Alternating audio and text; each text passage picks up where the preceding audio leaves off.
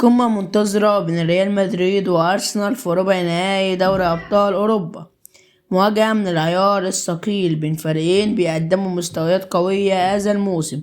في الفيديو ده هنتكلم عن موعد المباراة والتوقيت والملعب وحل الفريقين قبل المواجهة، فتابع معايا للنهاية. ريال مدريد وصل لربع النهائي بعد فوزه بمجموع المباراتين في دور الستاشر 2-2. المباراة الأولى فاز على أتلتيكو مدريد 2-1، وفي المباراة التانية الإياب أتلتيكو مدريد فازت 1-0. المجموع كان 2-2 ولعبوا ضربات جزاء وريال مدريد كسب. أما أرسنال لعب في دور الستاشر ضد إندوفين ومجموع المباراتين كان 9-3. المباراة الأولى كانت 7-1، أما المباراة التانية كانت 2-2. نيجي بقى على موعد المباراة والتوقيت. المباراة تتلعب يوم الثلاثاء 8 أبريل 2025 على ملعب الإمارات معقل أرسنال.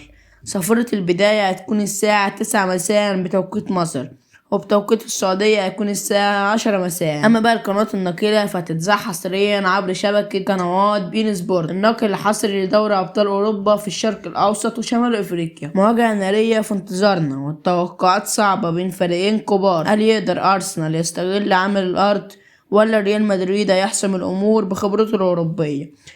اكتبوا توقعاتكم في التعليقات، ومتنسوش تدعموا الفيديو بلايك واشتراك عشان يوصلكوا كل جديد عن مواعيد المباريات المهمة.